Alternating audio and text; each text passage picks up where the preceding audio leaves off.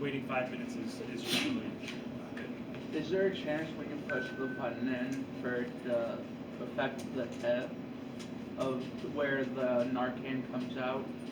Same. So basically, when you push the button, is there a way for it to affect like the Narcan going into the nose? Yeah, like when you push the button, Yeah. will it go right up? No, like if you push it in too far, is there a way that it will stop the Narcan from going in the person? No, not that I've ever heard of. I've never, but you don't really have to push it in. Like you don't have to like drive it up there. Or, like if you're thinking about like what I was saying with the intramuscular, you do want to poke a little hard if you're unsure. But with nasal, it's more just kind of like setting up. You don't want to even push. You don't even want to put pressure. As long as you can just get it inserted up there and hit the button, that'll be great. So calling 911, we have an excellent, one of the best Good Samaritan laws in the country. Uh, and basically what that means is that if you're in a situation where people are using drugs, what we noticed is that, let's say you're in a hotel room and there's like 5 people using drugs and one of the people falls out. What we noticed in the past is those 4 people, rather than calling 911 and dealing with the repercussions of having heroin possession and having all the crimes that go with those, they may just run away and not report the overdose at all. And that, it just wasn't working. Too many people were dying preventable. It's all really preventable. Most of it is preventable. But in those cases, it's extra preventable. A, just give people Narcan, but yeah, yeah, we do have a good, strong, good Samaritan law. In most situations, paramedics should be called after the first dose of naloxone has been given, and in some situations, the individual will arrive and it won't be necessary. The Good Samaritan law prevents a person who, in good faith, seeks medical assistance for a person experiencing a drug-related overdose or is who themselves experiencing a drug-related overdose and is in need of medical assistance from being arrested or prosecuted for a violation of laws prohibiting the possession of scheduled drugs. So if you're in an environment where there are scheduled drugs and somebody overdoses, you can call the police, they can come, they can even find the drugs, they can find the extra hypodermic needles you may not have, be supposed to be having, and they won't charge you for that. So it's a layer of protection for drug users, people who have fallen out, people who have overdosed. Things like drug paraphernalia, you will not be charged in summons for those, which I can remember when we first started, it was a legitimate fear. People did not want to call and let people know, especially if it was like at their house, that somebody had overdosed. So if the grounds for arrest or prosecution are obtained as a result of the person seeking medical assistance or experiencing a drug-related overdose. So as long as you're seeking medical assistance for somebody who has overdosed, then you will not be charged for either scheduled drugs, paraphernalia, possession of hypodermic apparatuses. They won't charge you for that. So what were some reasons why someone witnessing an overdose might not call 911? We want to think about what conditions are like before the Good Samaritan law, which I kind of just illustrated to you. You may be using with a couple of buddies, and one of you falls out, and you're just not prepared. You don't have any Narcan. You don't want to get fired from your job. You start thinking about all the consequences that could come with being charged with felonies, and you think maybe it would be a little easier, kind of like a hit and run, right? You hit somebody, you shouldn't have done it. You think you can get away, and you drive off. It creates an incentive for that, and that's exactly what the Good Samaritan law is designed and intended to stop from happening. So there is a Good Samaritan law. It will protect you if you are trying to help somebody who is overdosing. So in the event of calling 911, it's good to have a designated person who will stay and speak with the paramedics. So do's and don'ts: do not give identifying information. Do give medically necessary information. Do not tell the medical personnel or police, and this is for somebody who's overdosed. The idea is that they will, when they come to, be able to identify themselves and deal with any consequences there are. So do not tell medical personnel or police how to do their jobs, as it will contribute to a more tense environment. And do ask the person you're with what you can do to help them. Do not assume. Just a couple of do's and don'ts. So once you've revived somebody and they come to, the person's waking up, I like to generally say something like, "Hi, my name is Zach. We just Narcaned you. We're here to help. We want to keep you safe." I will also let them know that they can relax. The police aren't coming if they weren't called. That can be one of the, when people were pulled, that was one of the single most assuring things that people, felt, was that if there were no police coming and they would relax and ease up incredibly. So in this moment, you want to have patience, grace, and compassion. Even if they tell you to F off or they're not quite happy, as they may be experiencing some discomfort. We'll talk about the discomfort that one can feel when those opioid receptors binding is ripped apart. But yeah, you want to be gentle, you want to be compassionate, you want to be understanding of the situation of somebody who's coming to after an overdose. The universal experience of being given naloxone after an overdose is a sense of confusion, disorientation, scatterbrainness.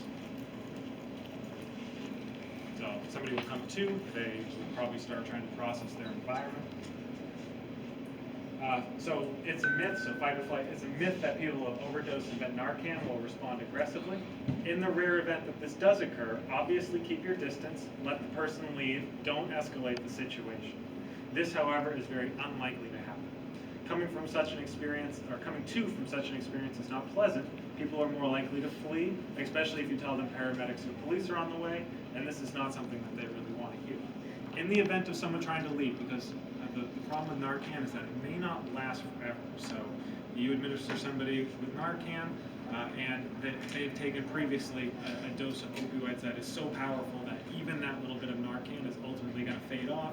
Those receptors are going to rebind again, and the person's going to fall back out again.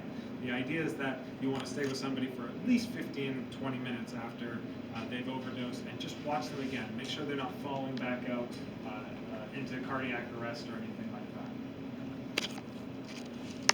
So in the event that people do try to leave, don't impede them. What I try to do is, well, I respect their situation, but I try to get their number, and I want to follow up with them by phone. So I'm just trying to call them 15 minutes later, hope that they pick up, that they're feeling okay, that they're still just disoriented and haven't fallen back out into again, cardiac arrest again. How long does a dose of Narcan last before the threat of rebinding? Narcan is very short acting, so it binds to the receptors of under an hour. It will have fallen off, which usually that's enough time for most drugs to bug your system, but some longer acting opiates will reattach, like methadone. Right. It's a very long acting opiate. So if someone overdoses on methadone, they can end up in the hospital, like a Narcan, right? Because it lasts for like 36 hours. What's cardiac arrest? Cardiac arrest is what happens when you have central nervous system depressants like opioids, alcohol, even benzos, and what they do is it doesn't even have to be drug induced, but it slows down the breathing and it slows down the blood flow to the rest of your body. It slows your heart down, and your heart is responsible for passing the blood through the rest of your body. And when it stops doing that, if your heart stops working, then it will stop pushing blood to your brain, and ultimately your brain without oxygen for too long will unfortunately die. But yeah, if they try to leave, let them. All I do is just try to get their number, keep an eye on them to the best that we can. But ultimately, you don't want to get into you don't want to hold anybody or hold them against their will or escalate a situation and make things worse. So, in many cases, people aren't going to flee. So you're going to be sitting with them for 15, 20 minutes, hopefully anyways. The following responses from a survey of people who have overdosed and been revived rated the most comforting responses to the situation where I didn't call the cops, I love you, I'm glad you're alive, and are you okay? So again, just to reiterate, one of the most comforting responses is that folks know that you didn't call the police. And assuming the cops haven't been called, you have a really nice opportunity to do some bonding with somebody and let them know that you care about them. One thing we recommend, though, is not using an overdose as like a heart-to-heart about how things need to change. In many cases, someone coming to from an overdose is not going to be in that headspace where they're thinking, oh well, I guess I'll go into recovery tomorrow. Maybe somebody will, and if they do, if the person independently expresses the need to stop using or seek treatment, that's when you jump on. Okay, let's find you some resources. Let's find you some options. But it's not good to wake up and go, well, how could you do this to me? Don't you know how I feel about all this? It's never. First of all, you'll push away somebody that you care about, but it will only make things worse. So we recommend people don't do that. Precipitated withdrawal, which I was talking about earlier, this happens after the use of naloxone for somebody who has been using opioids. So a person who uses opioids often is opioid dependent. Naloxone temporarily kicks opioids, or as I've been saying, rips the binding of the opioid receptors apart out of someone's system, or makes their receptors unable to take in any opioids. It quite literally severs the opioids from the receptors in your brain, and this causes symptoms of withdrawal. So if anybody doesn't know what withdrawal is, you build up a dependence to anything, could be any drug, alcohol. It can be a little more difficult to stop using that drug because you build up a tolerance and a dependency to specific drugs when you use them long term. So yeah, this usage of naloxone on somebody who has been especially overdosed can lead to people to symptoms of withdrawal. And the problem too is people may wake up and they may be thinking, well, I don't like the way that I'm feeling. I definitely don't like withdrawal, so I've got to go get another dose of opioids. And we really strongly encourage people don't do that because it can be very dangerous when the naloxone wears off. And again, the receptors will rebind, and if it's too much, they will overdose again. So withdrawal symptoms are hellish, including but not limited to nausea, vomiting, hot and cold, fever, pain, muscle cramps, anxiety, and so on. And any difficulty one might have post-overdose with someone in terms of behavior or physiology is going to be as a result of this. That is why it's important to utilize rescue breathing in addition to naloxone administration and try to use as low of a dose as possible, which is why Luke was plugging Revive, the 3 milligram dose instead of the 4 milligram dose. Can be a little bit more tolerable and can make the precipitated withdrawals a little bit easier on the person going through them. So some completely hypothetical reasons why you wouldn't call the cops and other things we aren't supposed to talk about. So it could be because cops have been brutalizing, arresting, stigmatizing people who use drugs for half a century. It could be because the person revived has past trauma or abuse from police. They could have a warrant. It could be many things that are contributing to why they may not be super ecstatic to hear the police are on the way. So we're legally obligated to tell you to call 911 in the event of a drug overdose, but you're rational, you're free-thinking individuals. If you come across the scene or somebody overdoses in your presence, and you have Narcan and you know what you're doing, and you revive them immediately and they come back too and you can sit with them, again, one of the more comforting things people have coming to is knowing that the police are not on the way. So, needlepoint distributor guidelines. A distributor is a person who distributes supplies received from needlepoint sanctuary, and of course, we're always looking for folks who will come out with us on our outreaches on Wednesday afternoons and Saturday afternoons to give out supplies to folks. So naloxone should be readily available to anyone who needs it. That's one of our missions as an org. However, in our work, we emphasize direct distribution to people who use drugs as a best practice. So one thing we noticed when we got into this several years ago is that it was better for the people who were actually using drugs and who were in drug use communities to have Narcan.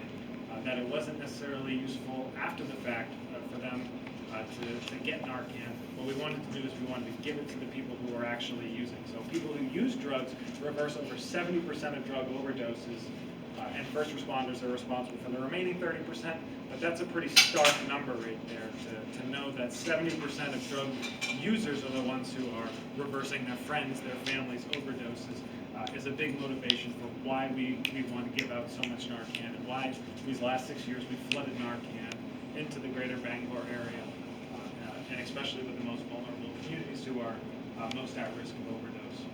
So while it does happen, the likelihood of a passerby reversing an overdose on the street or in a business is statistically slim. You may have heard that story a few years ago where the person was like walking by someone in a work truck and he just happened to be like, that looks a little off. He knocked on the window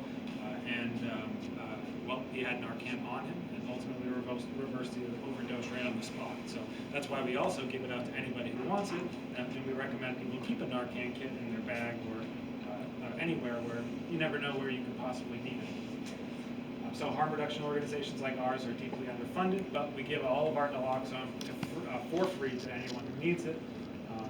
And don't worry about that last part about prioritizing people in active drug use. That's what we do as a board. We try to make sure people with active drug use are having plenty of Narcan supplies. So if you're ever in Bangor, you can come volunteer with us. You can see the social media stuff on the side. You can leave that there at the end too.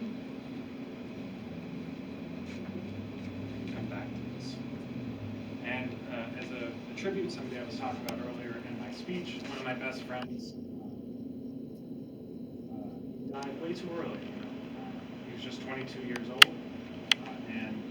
William Richter, Houston Simons, his 4 names. Injustice done to you and so many others informs the work that we've done, the work we do, and all the things we'll accomplish in due time. All right. Any questions, concerns, comments about anything?